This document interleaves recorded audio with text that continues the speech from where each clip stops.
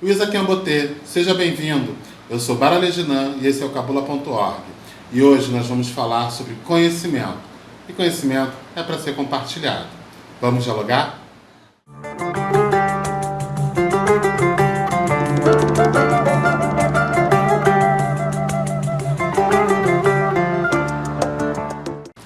Salabona a todos e sejam bem-vindos, que a semana de vocês tenha sido de grandes realizações, muitas felicidades, muitas conquistas. E no nosso diálogo de hoje nós vamos falar sobre o conhecimento e a necessidade de compartilhá-lo. Uma das coisas que a gente percebe muito comum nas religiões de matriz africana, as religiões afro-brasileiras, é uma necessidade, uma preocupação muito grande com os segredos, pelo fato dela ser uma religião iniciática. Então existem conhecimentos, fundamentos, segredos que devem ser passados gradativamente conforme os membros, o neófito, o adepto, ele vai avançando. Então existem conhecimentos iniciais que a gente passa e conforme ele vai avançando, ele vai construindo o seu entendimento, a gente vai apresentando segredos e conhecimentos cada vez mais avançados até ele se tornar um sacerdote e ter toda uma gama de conhecimento. E isso é muito importante.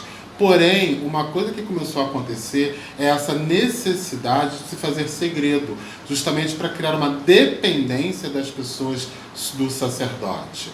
Uma coisa que eu comecei a perceber muito com os círculos de estudos, com as pessoas que começaram a ingressar no círculo, elas trouxeram muitas dúvidas básicas com relação a ritualísticas, com relação a determinados tipos de práticas, coisas muito simples e muito introdutórias, iniciais, conceitos básicos para o entendimento da religião. E elas já não eram pessoas que chegaram agora, elas já eram praticantes de religiões afro-brasileiras, de outros segmentos, há algum tempo e estavam cheias dessas dúvidas básicas. E a maioria das vezes que eles me passaram foi que eles não tinham obtido respostas, porque você precisa ter mais tempo para saber disso, você precisa ter mais tempo, e coisas muito básicas, tipo, por que se acende uma vela para o anjo da guarda? Como se acende uma vela para o anjo da guarda? Qual é a cor do meu orixá, do meu marramba, da minha divindade, do meu bacuro? Por que se usa o banho de erva? Por que se faz a defumação no ambiente antes de começar a liturgia? São conceitos básicos que a pessoa está vendo. Não vou explicar fundamentos, como se faz uma iniciação, como é que se faz a iniciação de uma ramba, como é que se faz o assentamento de uma ramba. Isso daí é para graus mais avançados. Mas você saber saudar o seu marramba e o que significa aquela saudação é um conceito básico. E as pessoas começaram a criar enigmas e mistérios aonde o neófito, o discípulo, o adepto da casa, ele se torna refém do sacerdote, do dirigente. Porque se ele não sabe nada, e em um momento de aflição, ele não sabe como pode recorrer à sua própria divindade para entrar em contato com ela, interiormente, e pedir uma orientação, uma luz, um direcionamento, o que ela vai fazer para a vida dela. Ela tem que ser sempre refém do seu sacerdote, tendo que ir até ele, porque ele que detém todo o conhecimento e ela não sabe nada. E às vezes ela passa anos dentro daquela casa e o mínimo ela vai conhecendo muito pouco. Existe uma preocupação muito grande que as religiões afro-brasileiras se ensina vivenciando, aprendendo ali na casa, praticando. Concordo, uma parte, sim, uma parte litúrgica, uma parte ritualística, é necessário a pessoa estar presente para ela ver como funciona aquela mecânica e naquele momento o sacerdote vai explicar alguns elementos do que está sendo feito para que ela possa crescer e evoluir. Porque se eu não passo o conhecimento que eu adquiri com os meus mais velhos para os meus mais novos, quando eu encerrar minha jornada, os meus mais novos não vão saber dar continuidade a isso. E isso coloca justamente a minha tradição em risco, porque ela corre o risco de se extinguir ou virar um folclore, já que o meu ancestral, o meu antecessor, o meu mais velho não me passou os conhecimentos. Então eu não tenho conhecimento para passar. O que eu tenho é muito pouco do que eu vi. E eu não passo.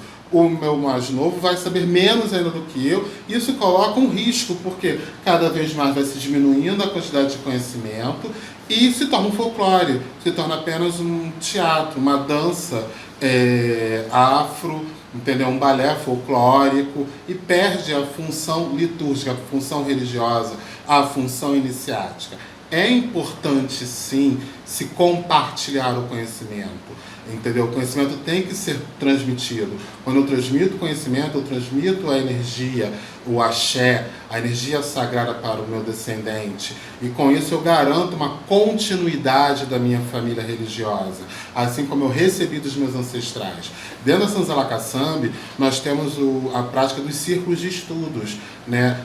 Nesse momento está ocorrendo até o círculo inicial, o primeiro círculo, que é aberto a todas as pessoas, membros e não membros, onde a gente começa a explicar alguns conceitos básicos sobre a Cabula, explicando um pouco sobre a história da Cabula, sobre a liturgia da Cabula, quais são as visões que a Cabula tem sobre alguns conceitos, sobre Deus, sobre o que são as divindades, sobre os Kiaras, que são as entidades espirituais com as quais nós trabalhamos, sobre por que a gente faz a defumação, banho de erva, o que se utiliza, e vários outros elementos. Para quê? Para que a pessoa tenha, primeiro, diminua o preconceito dela, é o medo, né, que ela tem das religiões afro-brasileiras, que ela começa a entender, então ela começa a perder o medo. Então começa a diminuir esse medo, ela entende. Se ela criar uma identificação com essa filosofia, ela ingressa na casa e a partir dali ela vai para o segundo círculo, que é um círculo só para os membros da casa, onde vai se aprofundando cada vez mais. Em paralelo à teoria, em paralelo ao conhecimento está sendo transmitido nos círculos de estudos, existem as práticas religiosas, vão se passando outras informações, e assim a pessoa vai numa crescente, entendendo e dominando. Se você pratica uma religião, você tem que conhecer essa religião, você tem que entender essa religião, como ela funciona, de onde ela veio, por que as coisas são feitas assim, porque senão começa a virar um monte de superstição. Aquela coisa, olha, você não pode fazer isso porque não pode, porque ninguém diz o porquê, mas não pode. Ou isso daqui é assim porque é assim, mas qual é o fundamento, qual é a explicação, qual é a origem dessa prática? Porque às vezes a gente acaba reproduzindo comportamentos que são, a grosso modo, escravagistas. A gente começa a reproduzir a senzala dentro da casa de santo. E a proposta não é essa. Eu tenho que entender que aquela prática ela estava ligada a um período social, um período, um tipo de comportamento, uma cultura estabelecida na década de 1880, de 1900, 1910. Existia uma cultura estabelecida na sociedade. Alguns elementos culturais, sociais mudaram. Então, por que eu tenho que reproduzir aquele comportamento? Aquilo ali se adequa ainda? Vamos parar, vamos refletir, vamos analisar se se adequa ou não. E passar para os mais novos. Dentro da Cabula não tem aquela coisa de você não pode questionar, você não pode perguntar. Pelo contrário, questiona, porque conforme você questiona, você me auxilia enquanto sacerdote dirigente a evoluir, porque eu tenho que parar, refletir sobre o seu questionamento, encontrar as respostas para poder lhe orientar da melhor forma possível. Então eu aprendo, eu evoluo e eu garanto com essa transmissão de conhecimento a perpetuidade da minha tradição familiar. Não tem como simplesmente não passar e isso vai diminuindo. O conhecimento é para ser compartilhado, entendeu? Não estou falando para você expor, como algumas pessoas que perderam a noção e colocam fundamentos na internet. Mas para a sua família religiosa você tem a obrigação de ensinar. Entendeu? Não é tornar leviano de você pegar um conhecimento, um fundamento, uma base, a base filosófica da sua tradição religiosa e expor na internet, né? Vender apostilas explicando fundamentos e princípios filosóficos da sua tradição. Isso daí é banalidade, isso daí é mau caratismo, vamos ser sinceros.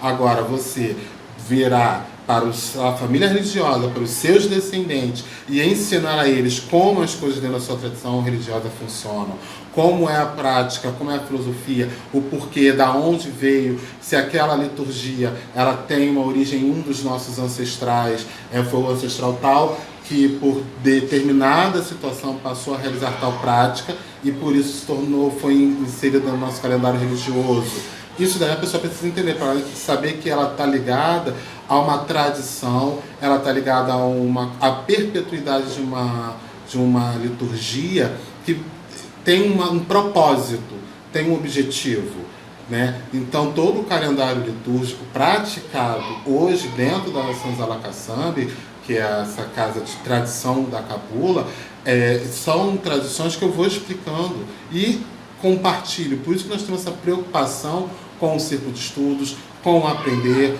com o debater, com o dialogar dentro da casa, e a gente vai trocando e vai ensinando, e claro, respeitando o tempo de entendimento das pessoas. Não adianta eu entrar com uma pessoa que não conhece nada de tradição afro-brasileira, eu começar a explicar um monte de coisa que a pessoa não vai entender. Não, eu vou começar, todo esquematizado, existe uma estrutura, uma organização, um cronograma a ser seguido que foi definido, que primeiro a pessoa vai entender isso, depois isso, e conforme ela vai avançando, ela vai adquirindo mais entendimento, vai se aprofundando cada vez mais, e no momento de aflição, que ela não tenha como entrar em contato com o sacerdote, ela sabe como resolver os problemas dela emergencialmente, para dar tempo dela poder entrar em contato com o sacerdote, verificar se tem algo a mais a ser feito, se aquela intuição, se aquilo que ela sabe fazer foi o suficiente, se tem algo a mais a ser aprofundado. Então, essa é uma preocupação que a cabula, né, tem muito grande, principalmente dentro da Senzala Caçambe, dentro da nossa família religiosa, essa preocupação de passar o conhecimento é para ser compartilhado, nós temos que criar perpetuidade, né?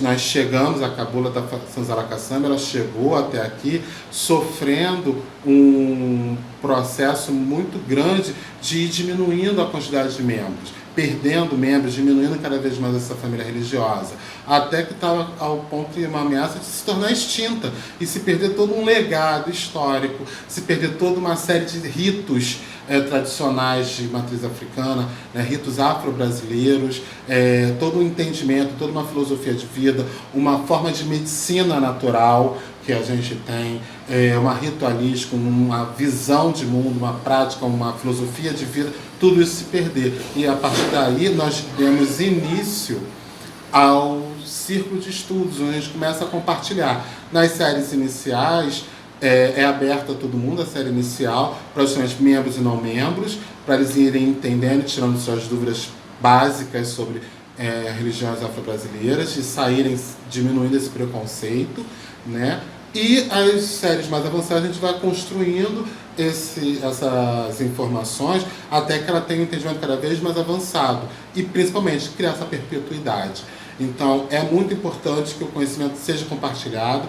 E tanto que vocês podem ver na página do Face, a gente está sempre compartilhando alguma coisa, contando um pouco da história dos nossos heróis ancestrais, falando um pouco sobre algumas das nossas celebrações, né, das nossas mesas, compartilhando a visão sobre alguns conceitos. Tudo isso é importante. Tá? Esse foi o nosso bate-papo de hoje, eu espero que vocês tenham gostado. Levem a questão para a família religiosa de vocês sobre essa questão de compartilhar o conhecimento, dessa troca, do aprendizado. Tá? Espero que vocês tenham gostado. Cliquem, compartilhem, comentem, discutam, digam se vocês concordam, se não concordam, por que não concordam. Acompanhem a gente pelas nossas redes sociais.